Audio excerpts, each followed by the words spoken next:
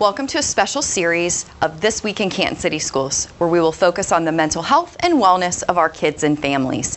I'm Jacki Power, the Broadcast Media Program Instructor here at the Timken Career Campus of McKinley High School, and your host today.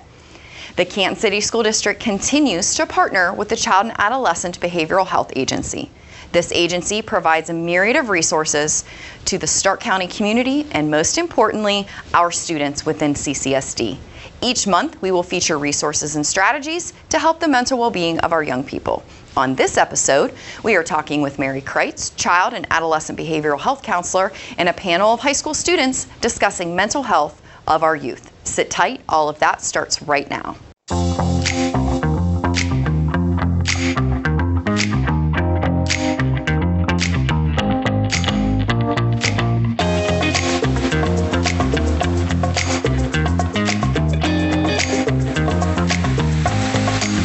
As we continue to look for ways to balance the demands of day-to-day life and the obstacles we can face, our mental health and wellness continues to be at the forefront of the needs of our young people. This continued series of shows with the Child and Adolescent Behavioral Health Agency will provide all kinds of different ways to address the needs of our youth in regards to mental health and wellness. On today's show, we are joined by Child and Adolescent Behavioral Health's trauma lead therapist, Mary Kreitz. So welcome back to the studio. Mary will be leading our panel discussion today with some of the high school students from across the county. So I will pass it right along to you. Thank you.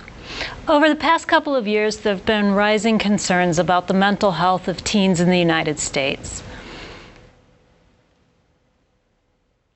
According to a recent survey by NAMI, the National Alliance for Mental Illness, approximately 1 in 6 teens reported experiencing negative emotions all the time or often. A survey from the Pew Research Center found that nearly 1/3 of all teens say that they feel nervous about their day every day or almost every day. And that same survey found that 70% of teens see anxiety and depression as major problems among their peers. 1 in 4 young people between the ages of 12 and 17 have been formally diagnosed with a mental health condition. Hello, my name is Mary Kreitz, and I'm a counselor with Child and Adolescent Behavioral Health. I'm here today for a panel discussion about teen mental health and the stressors that affect teens, and some of the things that teens do to cope with the challenges they face. On our panel today, we have... Would you like to introduce yourselves? My name is Anna Rivera, and I'm from Massillon High School. My name is Peyton Nicholson, and I'm from Sandy Valley High School. My name is Gabe Grisey, and I'm from Canton Central Catholic High School. My name is Maddie. I'm also from Canton Central Catholic. My name is Caleb, and I'm from Canton McKinley. And I'm Jacki Power, and I host This Week in Canton City Schools, and sitting on the panel today kind of as a parent perspective or teacher perspective. So let's start our discussion today by talking about some of the problems that young people face today. In your experiences and in what you've seen others go through, can you tell us about some of the problems and stressors that young people face today? Anxiety, a lot of anxiety. Myself, I struggle with a lot of anxiety and social anxiety, you know, with me playing football and everything. I feel like I'm around a lot of people who I may not know at the moment. And it's really hard, you know, coming in a group full of people who I don't know and trying to be myself, but also, you know, do what I'm doing and do it perfect. Also, a lot of anxiety. A lot from academics and balancing that with, you know, performing well on the court. So, yeah. Kind of to piggyback off what they said, I think a lot of it is coming from sports, but not necessarily playing the sports itself and knowing the people and seeing the people and the fans. It's balancing between, okay, you have a sport that's like work in high school, and then you also have to deal with school. So by the time some potentially kids are balancing like a full-time job almost, while also going to school and figuring out what they want to do after school and balancing their home life. Also, going off with what everyone else is saying, I just feel like sometimes it can be a lot with school and sports and friends. There can just be some drama, which can cause a lot of stress and kids' lives. I think that sometimes people put too much stress on themselves to try to make other people feel better. They want to impress their parents and their coaches and their teachers, and sometimes I think it just gets them and gives them anxiety. Yeah, sounds like a lot of really heavy schedules, but also a lot of demands being placed on people. That NAMI survey that I mentioned earlier found that 64% of teens reported believing that the world is more stressful now than when their parents were their age. What are some of the problems or stressors that you think are unique to this generation? Or in other words, what are some of the challenges that cause stress for teens today that previous generations did not have to face, or that maybe were not as intense in the past? I think that sometimes social media can bring on a level of stress, and when you can like compare yourself to other people, it will make a stress, and that is something that the older generation was not used to, and that's sometimes what gives young teens anxiety today. Yeah, it didn't even exist. Yeah. That's a... Yeah, I mean, I completely agree with that. Like, I just feel like social media and like just phones in general have like definitely have like affected like our generation specifically. It's kind of like blinded how we view ourselves as people, because you see all these people on social media, Instagram, Facebook, Snapchat, whatever it might be, and you see them, you get all like unhappy, or you might even start feeling depressed because you look at their lives and you think they feel so happy, but you don't know what goes on behind the scenes. Right. And they could feel just as horrible about themselves. And maybe it's not even horrible, it's just maybe they just feel really sad and they don't have anybody to talk to, because, or maybe they do and they just don't, and they have to hide it because they're portraying themselves as, oh, my life is great and I have to be this person for so many other people. And I think that's a really big problem that needs to be addressed in social media today, in the last couple of years, for sure. It's an unfair comparison because you're seeing these carefully curated, perfected, edited versions of people's lives, and that's not necessarily accurate about who they actually are or how they actually feel. And you don't see that, though, when you're looking at it. So that's a really good point. Kind of piggybacking off of Gabe, like just not being able to disconnect from social media either. Like it's always like Snapchat, it's always Instagram, it's always TikTok, some new app that you have to be on, and it's like it's always like this anxiety of like, oh, like am I missing out on something if you don't have it? Yeah. Honestly, I'm not comfortable with answering this question. That's okay. Mm-hmm. Yeah. Well, and I feel like for each teen, I honestly believe that there is exactly what you just said, Maddie, that internal, I have to check this thing, I have to be a part of that thing, that's something I never had to deal with. I mean, technology like in the 90s was really just kind of starting, and this current generation, I feel like you have this extra pressure to keep up in a space that isn't even real.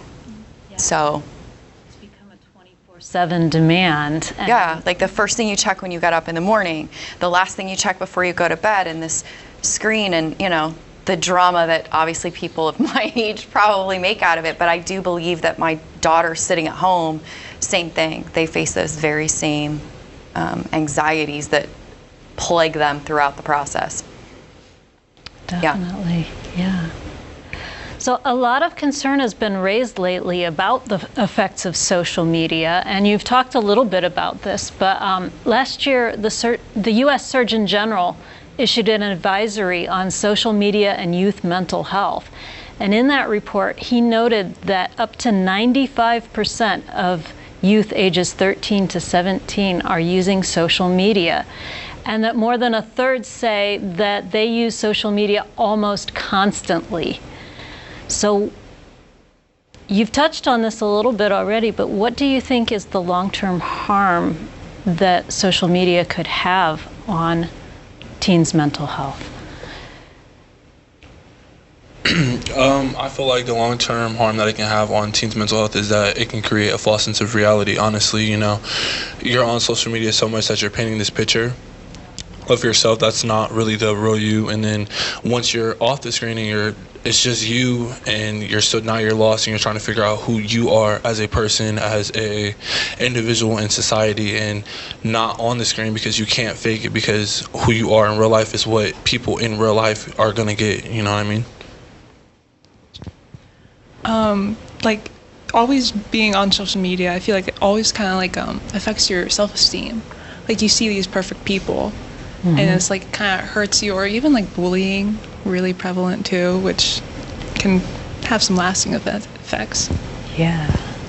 A lasting effect, and the biggest one that I've noticed in my years of using social media around all my friends, family, and whatnot, some people may never feel a sense of worth because, like we've all said, like this false reality, as Caleb said, some people may just never feel like they're beautiful in their own way, and that's really sad. Like they could go on to be way and way older, and like their kids and they'll just never look at themselves the same, maybe because social media just really does that to a person. And as sad as that is, it happens, and there's really no way to regulate it other than just not using it, and that's so hard to stop when it's taken over, and it's just how it is. Yeah, we've kind of made the judgment more overt by the fact that you can post comments, and whether you are liked or not liked is posted right there. And judgment has always been a part of human interaction, but I think that it's become more out there and overt, and it's hard to know that that's there and not start to take that in as part of how you see yourself. Absolutely. Yeah. I just feel like using social media so much, like going off like what everyone was saying, that like you kind of like carry it on into like your life, like in general. Like, am I good enough? Like, am I pretty enough? Like, cause like I feel like in social media, like we care about what other people are thinking, and so I feel like it will like affect like how you are outside of that too. Yeah, it externalizes that sense of worth. Yeah. Yeah. Piggybacking off of what everyone else said, it's just people get addicted to social media, and they get like they just always feel the need to be on there and posting, and they want the acceptance from other people, and when they don't get that, that can bring your self-esteem down, and bringing your self-esteem down so much for so long, it's going to be hard to bring it back up, which can carry into your life ahead. Yeah, definitely. But you know what? Social media is not all bad. There are times that social media can actually be beneficial. So let's talk about that other side of things. What are some ways that people actually can benefit from being on social media? Some of the positive impacts that it can have? I think some of the positive impacts social media can have is it can bring people together. You can make new friends, you can be part of a group, and you can also get positive feedback from other people. I know that we talk about like getting negative feedback from others, but you can also have your self-esteem be boosted, and that will make you feel good as well. It's a form of like communication for like our generation. Like I know for me, like I use social media to like communicate with like my friends, and like if like I haven't seen a friend in a while, and like they make a post, like it's nice to see like what they're up to, like if I haven't like seen them in a while. So like I definitely feel like social media has some like good things, and it's not all bad. I'm going to take a different route here and go on a different benefit of social media. It brings communities together, and when something bad happens in the world, whatever it may be, wherever it may be, there will always be a community on social media that will go and support the affected, whether it be a natural disaster or war maybe. People will always be there to help somebody, and like that is the reassuring part, that social media was made for good. And obviously bad things happen to everything and anything in the world, but when you see the beautiful things like that, and it makes me feel hopeful that maybe down the road that it'll be all good, and there will be a community for everybody, and everybody will feel loved and appreciated. So that's what I look forward to. Yes, thank you for mentioning that, because it really has been effective at mobilizing, and a lot of times people want to do something when bad things happen. And so it makes it, here's something you can do. And that's a great way to improve that communication, but really also mobilize support from a broad area. Also, it can like bring more messages out. So like if there's issues in a community that isn't being broadcasted on the maybe on like main medias. I mean, I see a bunch of like Instagram posts in a day just talking about local issues that I wouldn't have known if I didn't see on my Instagram feed. So yeah, more voices in the honestly, I feel like social media, you know, it's a big network. It's a big network, you know what I mean? And it brings you a lot of connections in this world, you know what I mean, between money and meeting people and everything. Social media is like one big network platform that you can use to grow yourself and also spread awareness to things that are going on around in the world, and bringing awareness to a lot of things that, you know, you stand on, not just what other people stand on that you support, but what you stand on. And it shows you how many people there are in this world that supports you on what you do and what you stand for and what you want to bring awareness to and everything. Yeah, it's ironic that Kayla being the McKinley, I was thinking the exact same thing, like branding. Like we talk a lot about who are you as a brand, and you have instant connection with all kinds of people. So through social media, if it didn't exist, you're back to mailers that come to your door, or hoping you can put an ad somewhere and you have instant access to all of your followers and people that naturally are drawn to you and what you stand for. And now here you have the opportunity to expand that network, to expand kind of your net worth when it comes to whatever it is you are kind of pursuing as an entrepreneur, as a brand. So there's been some research finding that there are certain types of experiences that help people to get through difficult times and to be mentally healthy despite the adversity that they may have had to endure. What are some of the positive experiences that you think would be beneficial to teens' mental health?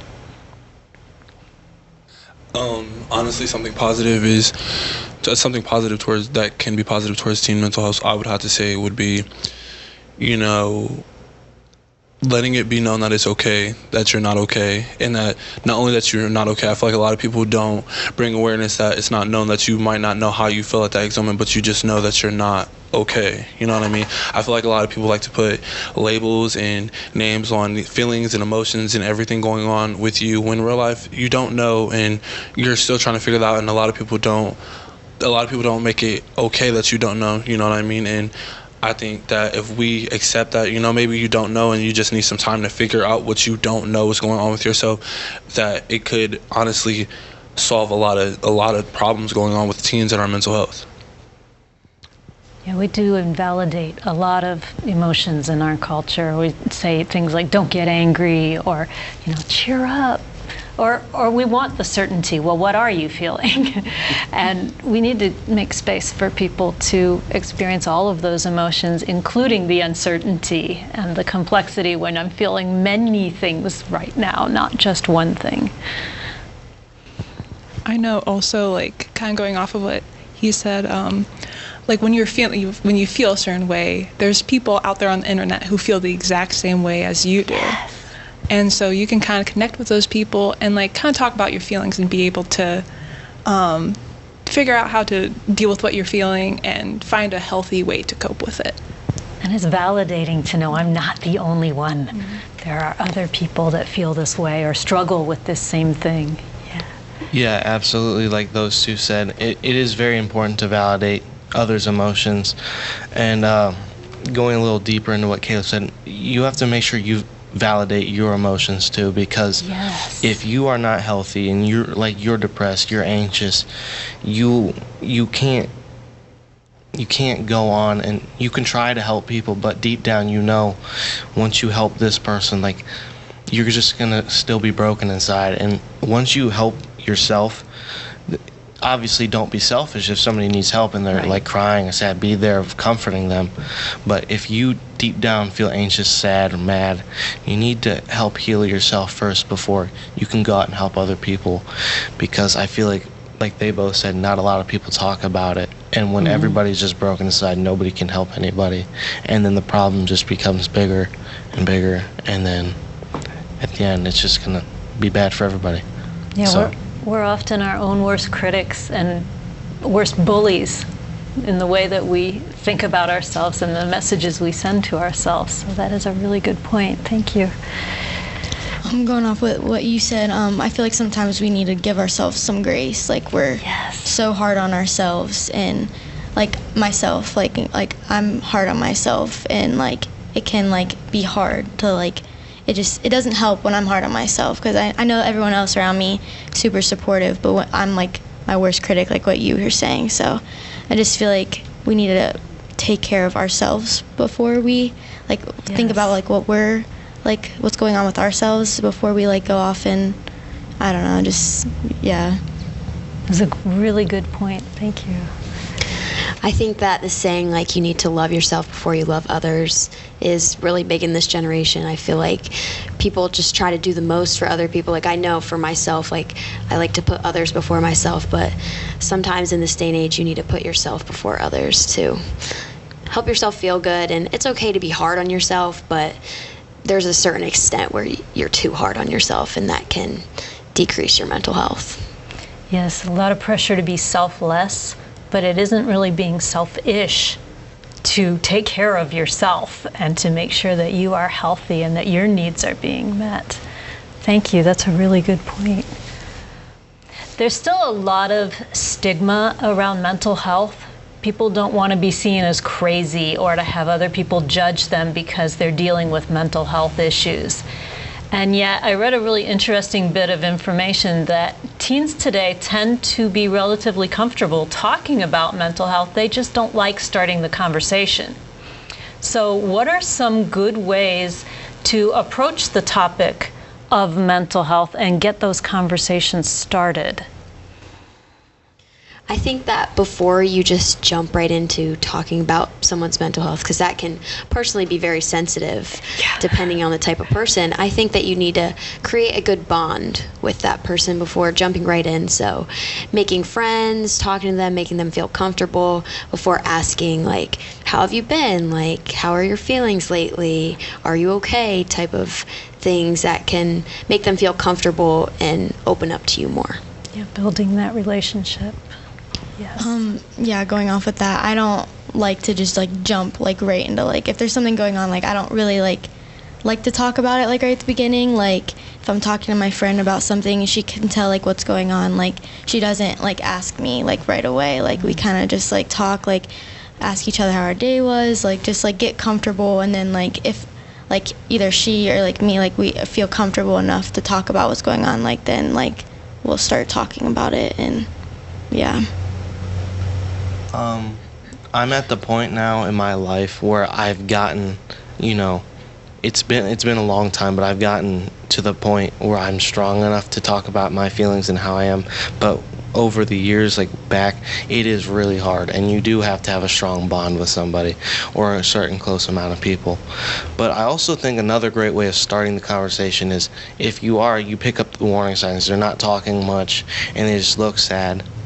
And then, whenever I feel really sad or anxious, personally for me, I'll shed tears because I am okay. I am comfortable now with myself and my own body to say, I'm not okay. I'm crying. I'm not happy. Can you help me?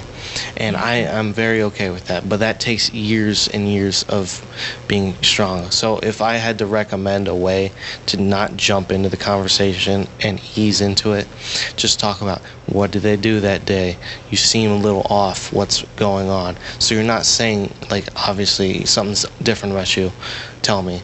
You're easing them into the conversation, and they open up to you more and more. And I think that's the best way to go about it. But definitely when you get later in the stage, be okay with not being okay. It's okay to shed a tear because everybody does. So at the end of the day, we're all just here to help each other, and that's all that really matters. That's great. I completely agree with Gabe.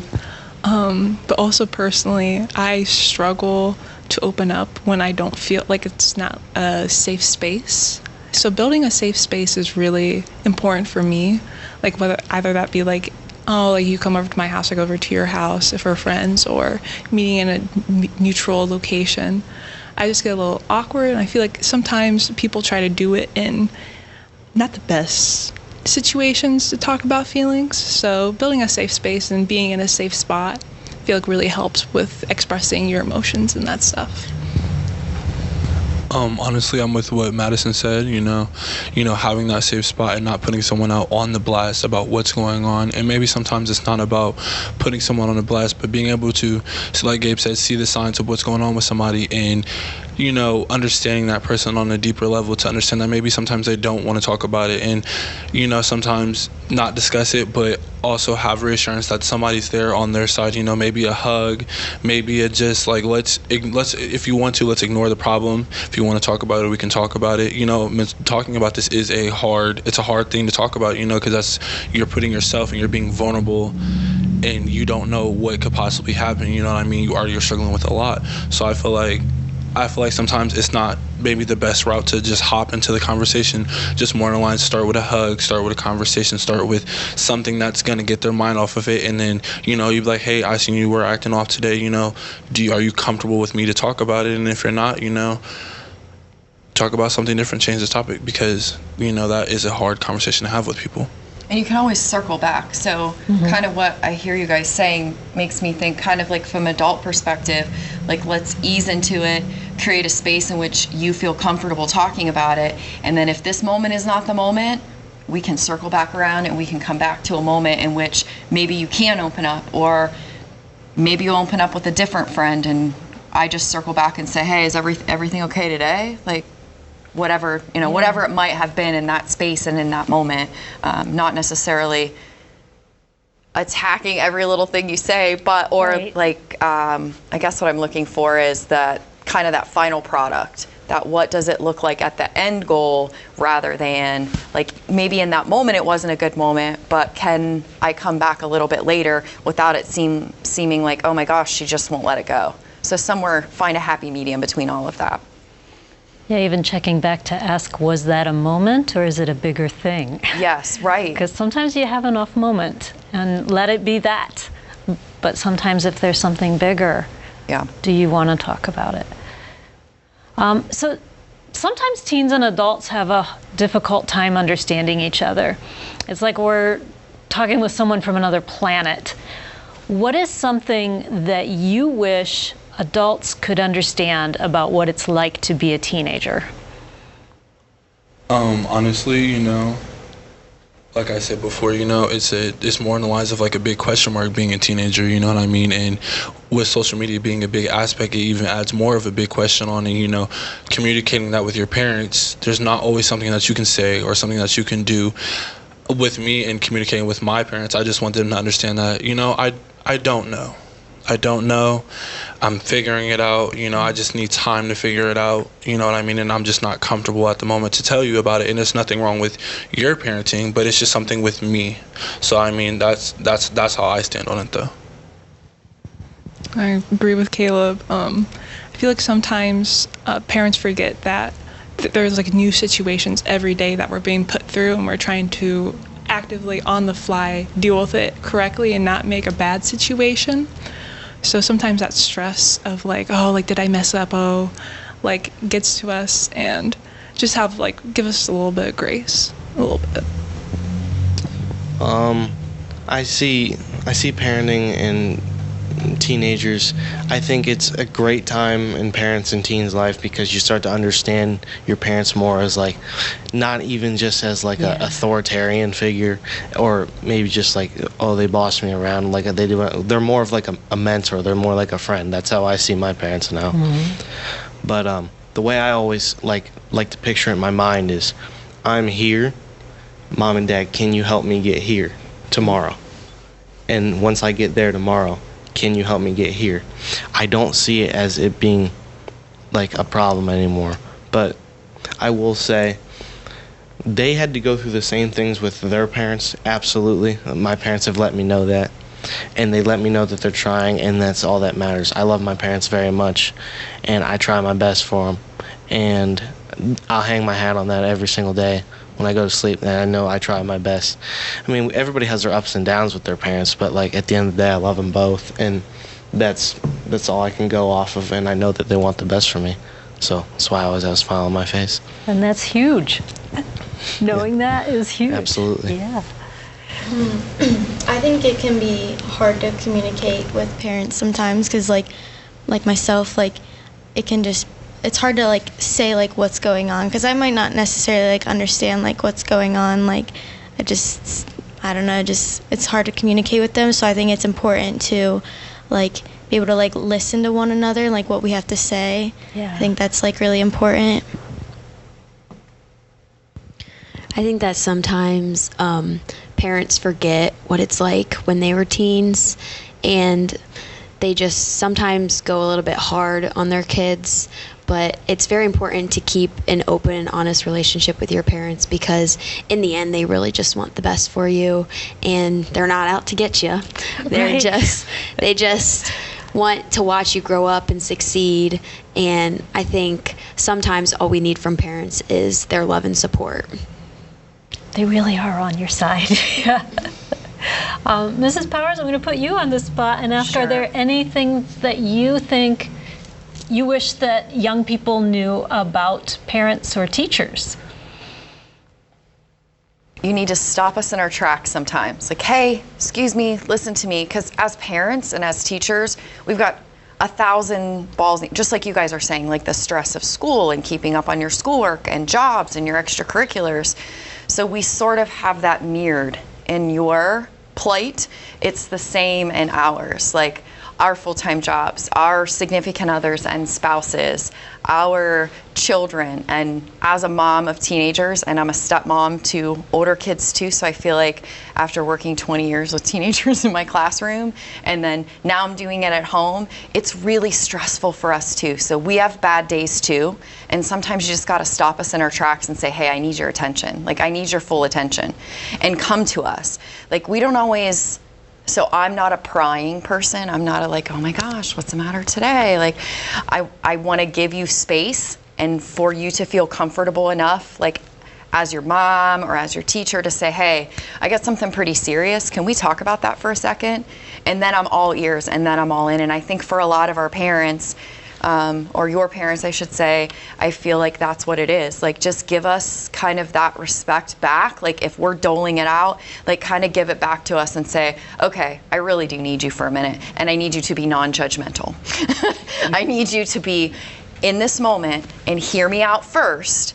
So that's kind of, if you put us in that space, I know for me personally, it'll kind of, oh, okay. That then takes my mom hat off, my teacher hat off, and then I'm just a human now. And now I'm like, okay, I'm here with you. Because I, believe it or not, I really, maybe because I work with teenagers every day, I haven't totally forgotten what it was like to be a teenager, but your teenage experience is vastly different than mine. Vastly different. I mean, your parents are probably close to my age, maybe a little younger, maybe a little older, and we did not grow up in a world that looks like yours. So sometimes we need your help. We need your help to help us understand you and where you're at. So that's kind of my advice. Like, stop us in our tracks. When is a good time to talk to you? I've got something, you know, I'd really like to get off my chest, and I'd really rather kind of us talk human to human and not like mom to daughter, you know, that scenario, or teacher to student. I just, you know, I've got some things on my mind and I'd like to talk to you about it because I trust you. So that would be my, from the parenting side of things and the teacher side of things. It's the same way. It's the same. My students in my classroom, like, just stop me. Say, hey, Miss Power, I need a minute with you. Today is not my day, and I need a minute. Can you listen? And oh, yeah, that's right. That's the hat I'll put on right now. So that's what I would say. Thank you. Well, and I would like to thank all of you for being here today and for sharing so openly and just putting your perspective out there, because I think everyone benefits from hearing what's going on inside of other people's minds. So I would like to acknowledge that mental health struggles are real and they can be devastating. If your own struggle has been so intense that you've had thoughts of suicide, or if you're concerned that someone you know may be thinking about suicide, help is available. Here in Stark County, you can call the Crisis Center at 330-452-6000. You can call or text 988 to reach the National Suicide and Crisis Lifeline, or you can chat with them online at 988lifeline.org, or you can text the number 4 and the word HOPE to 741-741, and help is available 24 hours a day, 7 days a week. Thank you to all of our panelists today, and thank you for your openness and honesty with us. Yeah, we really appreciate it. So as being kind of like on the other side of things and being an adult, you guys are 100% right. Sometimes we don't get it, and we don't get it right. So if we can together realize we're always in it together, then I feel like, you know, we've really gone somewhere. And thanks for going out of your comfort zone. It's never easy to represent your peers and kind of speak on that level. So I genuinely appreciate each of you kind of taking the time to come down here today. Thanks so much, Mary, for moderating.